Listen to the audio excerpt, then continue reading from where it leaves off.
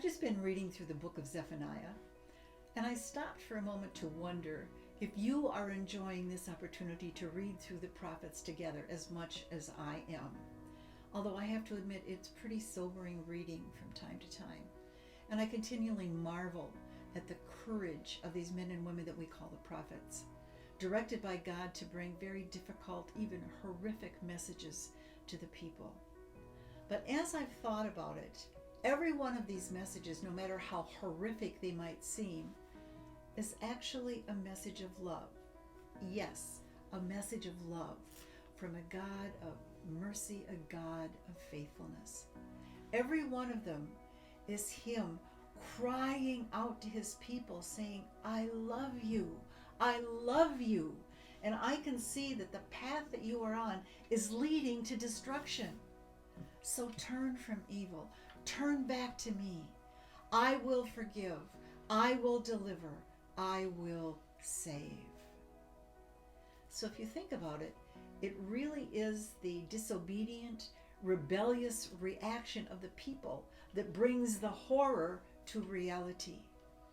Because God is always willing to stay His hand in response to the repentance of His people. And the book of Zephaniah is actually a really beautiful picture of that. Zephaniah actually brings some of the most terrifying, the strongest words that God spoke to His people that we have recorded in the Bible. Destruction, yes. Devastation, yes. But Zephaniah talks about total annihilation. Annihilation. Men, women, children, animals, crops, everything. Total annihilation. And it probably seemed likely that those warnings would come to pass. After all, the king, young Josiah, was the son of a very wicked king and the grandson of arguably one of the most wicked kings in all of Israel's history.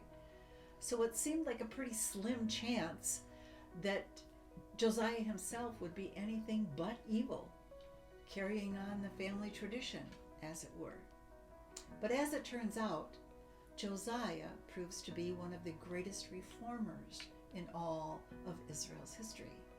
He becomes king at the age of 8, but by the age of 18, he is a reformer. He is rebuilding and repairing the temple. He is restoring the Ark of the Covenant to its rightful place within the temple.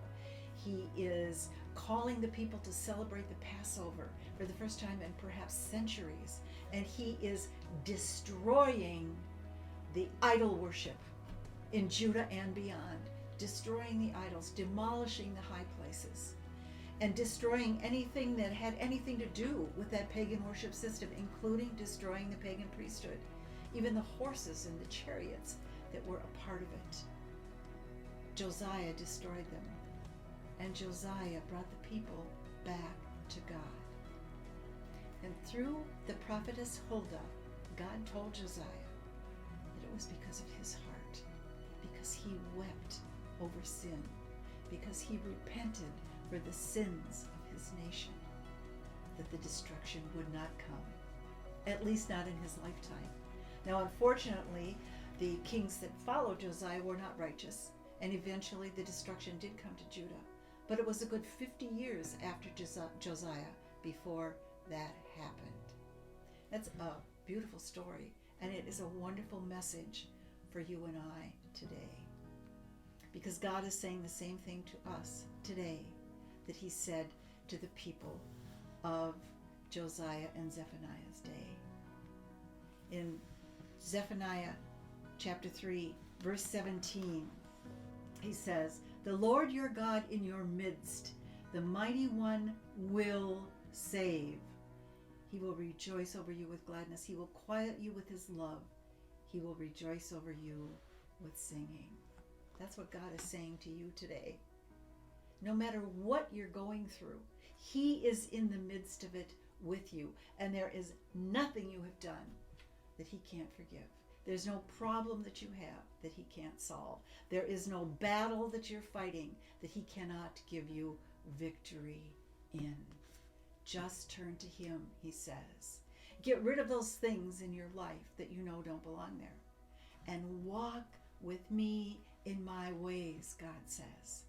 And I will deliver. I will forgive.